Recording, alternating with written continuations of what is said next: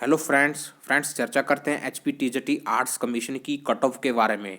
तो friends HPTGT arts commission जो कि 13 दिसंबर को हुआ था, आइए उसके बारे में, उसकी कट ऑफ के बारे में डिटेल से चर्चा करते हैं। तो फ्रेंड्स HPTGT आर्ट्स कमीशन का जो लेवल था इस बार उसे कंसीडर किया जा रहा है मॉडरेट टू डिफ़िकल्ट। आप सभी ने देखा होगा कि इसका जो लेवल था वो मॉडरेट टू डिफ़िकल्ट ही कंसीडर किया जा रहा है।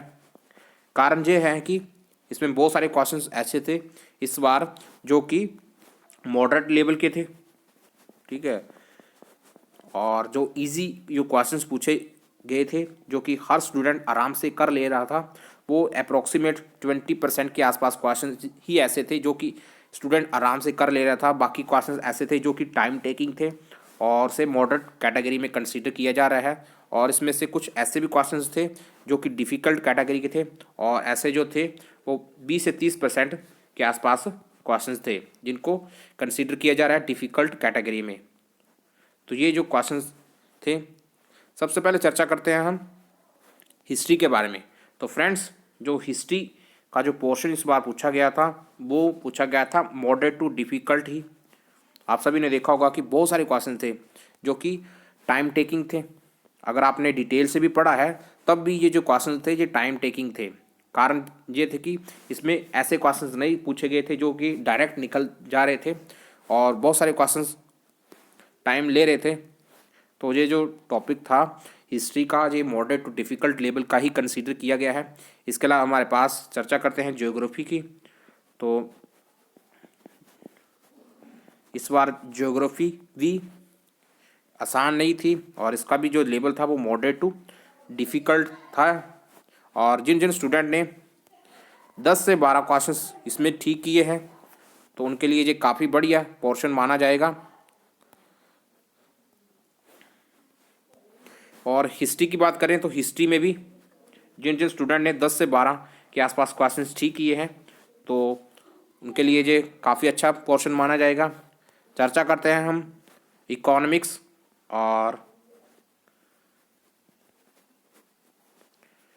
कॉमर्स की। तो इकोनॉमिक्स और कॉमर्स से भी 20 क्वेश्चंस पूछे गए थे, और जहाँ से भी जिन जिन स्टूडेंट ने 10 से 12 क्वेश्चंस ठीक किए हैं तो ये गुड कैटेगरी में माना जाएगा। तो ये जो इकोनॉमिक्स और कॉमर्स का जो सेक्शन था इसको भी मॉडरेट टू डिफ़िकल्ट कैटेगरी में ही काउंट किया जाएगा, और बहुत सारे क्वेश्चंस जो थे वो मॉडरेट टू डिफ़िकल्ट लेवल के ही थे। इसके बाद चर्चा करते हैं रीजनिंग सेक्शन का। तो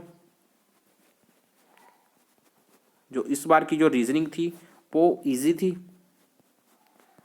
और अगर आपका इसमें थोड़ा बहुत भी बेसिक ठीक है और आप थोड़ा बहुत मैथ के बारे में जानते हैं, रीजनिंग के बारे में जानते हैं, तो आप इससे आसानी से 4 से 5 क्वेश्चंस आसानी से ठीक कर सकते थे। तो ये जो पोर्शन था रीजनिंग का, इसे आप आसान कैटेगरी का काउंट कर सकते हो। चर्चा करते हैं इसके बाद हम आगे चर्चा करते हैं करंट अफेयर के। तो फ्रेंड्स, जो इस बार का जो करंट अफेयर था उसके क्वेश्चंस इस बार कम पूछे गए थे। जैसा कि आप सभी को पता होगा कि जो करंट अफेयर के क्वेश्चन थे वो 5 से 7 के आसपास क्वेश्चंस थे।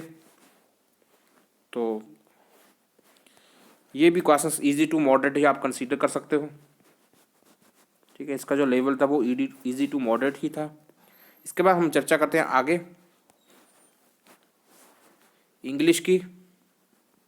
तो फ्रेंड्स, इंग्लिश के जो क्वेश्चंस पूछे गए थे वो भी मॉडरेट टू डिफ़िकल्ट लेवल के ही थे। एग्ज़ाम के हिसाब से देखे जाए तो मॉडरेट टू डिफ़िकल्ट ही कंसीडर कर सकते हो, और अगर आपने यहाँ से भी 10 से 12 क्वेश्चंस ठीक किए हैं तो आप इसको गुड कैटेगरी में काउंट कर सकते हो। इसके बाद हमारे पास चर्चा करते हैं आगे हिंदी।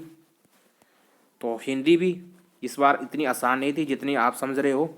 हिंदी के भी बहुत सारे क्वेश्चंस जो थे जो मॉडरेट लेवल के थे, और इसमें भी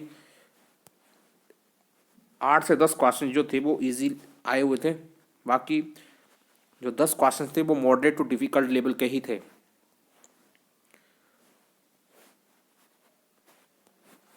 इसके बाद हमारे पास चर्चा करते हैं पॉलिटी की।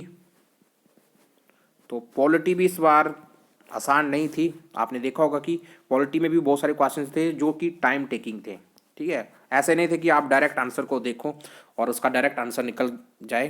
तो ऐसे क्वेश्चन नहीं थे, कुछ कुछ क्वेश्चन थे, 7 से 8 क्वेश्चन ऐसे थे जो कि डायरेक्ट निकल रहे थे। जैसा कि आपने देखा होगा कि जो क्वेश्चन थे जो डायरेक्ट निकल गए थे, लेकिन कुछ क्वेश्चन थे इसके 7 से 8 क्वेश्चन ऐसे थे जो कि टाइम टेकिंग थे, जिन जिन पर आपको सोच कर ही आपका आंसर निकल रहा था। तो अगर हम पूरे एग्ज़ाम की बात करें, तो ओवरऑल एग्ज़ाम की बात करें, तो जो इसका एग्ज़ाम का जो लेवल था इस बार वो था मॉडरेट टू डिफ़िकल्ट। ठीक है, मॉडरेट टू डिफ़िकल्ट ही कंसीडर किया जाएगा। तो आइए इसके बारे में हम चर्चा करते हैं कि कट ऑफ क्या रह सकती है। तो कट ऑफ के पहले मैं आपको बताना चाहूँगा कि जो पिछली बार का जो एग्ज़ाम था वो इस बार एग्ज़ाम की अगर तुलना करें, तो इस बार का जो एग्ज़ाम था वो पिछली बार के एग्ज़ाम के हिसाब से देखा जाए तो जो टफ था। पिछली बार बहुत सारे क्वेश्चन थे जो कि डायरेक्ट थे और आसानी से क्वेश्चंस किए जा सकते थे, लेकिन इस बार जो क्वेश्चन पूछे गए थे वो मॉडरेट थे और टाइम टेकिंग थे। ठीक है, टाइम टेकिंग थे, तो ये बहुत ही बड़ा इसका डिफरेंस है दोनों के बीच में। अब एक और इम्पोर्टेंट इसमें पहलू है कि पिछली बार जो वैकेंसी थी वो 500 के आसपास थी। ठीक है, अप्रॉक्सीमेट 500 के आसपास थी, और जो इस बार जो वैकेंसी है वो कम है और 307 वैकेंसीज है हमारे पास। तो आप देख सकते हैं कि जो इसका जो गैप है वो 190 वैकेंसीज का गैप है। तो ये एक बहुत ही इम्पोर्टेंट पहलू है हमारे पास। इसके साथ फ्रेंड्स जो इस बार जो एग्ज़ाम हुआ है, इस एग्ज़ाम के लिए हर स्टूडेंट को काफ़ी समय मिला हुआ है।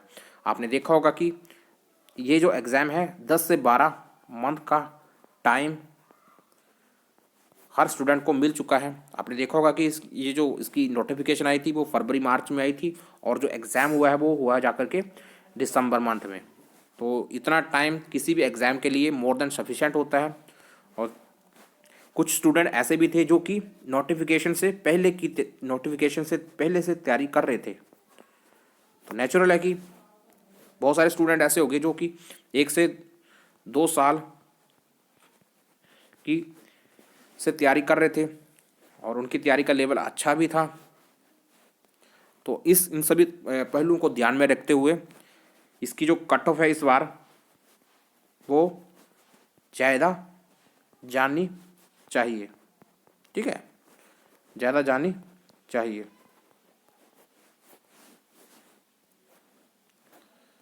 लेकिन ऐसा चांसेस कम है कि इसकी कट ऑफ बहुत ज़्यादा जाएगी। इसकी कट ऑफ जाने की जो संभावना है, आइए इसके बारे में चर्चा करते हैं। सबसे पहले जनरल कैटेगरी, यूआर कैटेगरी की।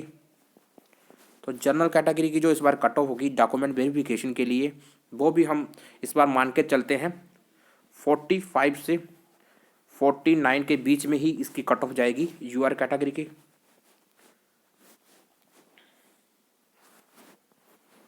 क्योंकि इस बार एग्ज़ाम का जो लेवल था वो टफ आया था, तो 45 से 49 के बीच में रहने की संभावनाएं काफ़ी ज़्यादा है।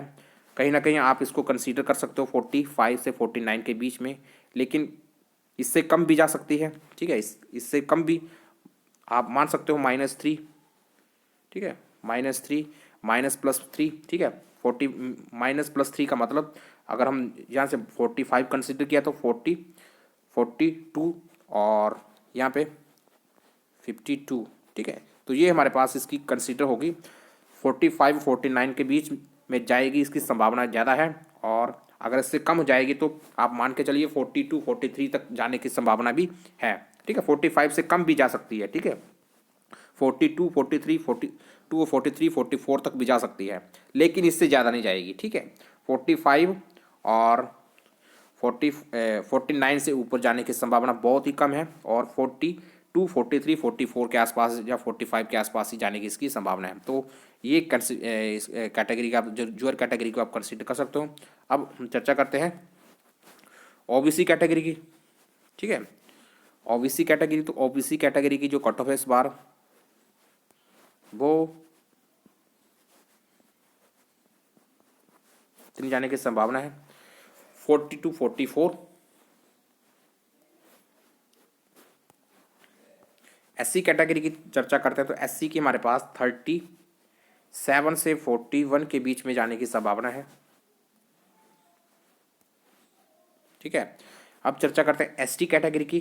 तो एसटी कैटेगरी की भी जो कट ऑफ है इस बार वो 35 से लेकर के 38 के बीच में जाने की संभावना है। ठीक है, इसमें जो यूआर की कैटेगरी की जो कट ऑफ है, यूआर कैटेगरी की कट ऑफ आप 45 और 49 के बीच में बताई है। ये 45 से कम भी जा सकती है। ठीक है, 43 44 तक भी जा सकती है, लेकिन इससे ज़्यादा जाने की संभावना नहीं है। इससे ज़्यादा जाने की संभावना नहीं है। तो 43 44 45 46 के आसपास ही इसकी कट ऑफ रहेगी यूआर कैटेगरी। तो ये जो जितनी भी हमने कट ऑफ बताई है ये एक्सपेक्टेड कट ऑफ है, ये फाइनल कट ऑफ नहीं है। और जब रिजल्ट आएगा तभी हम इसको फाइनल कट ऑफ को कंसीडर कर सकते हैं, लेकिन ये एक्सपेक्टेड कट ऑफ है। तो फ्रेंड्स, इस तरीके से हमने वीडियो को कंप्लीट कर लिया है। अगर आप HPTJT कमीशन की तैयारी कर रहे हैं तो इस चैनल के साथ जरूर जुड़िए, चैनल को सब्सक्राइब जरूर कर लीजिए। तो फ्रेंड्स, वीडियो देखने के लिए आपका बहुत बहुत धन्यवाद। थैंक्स।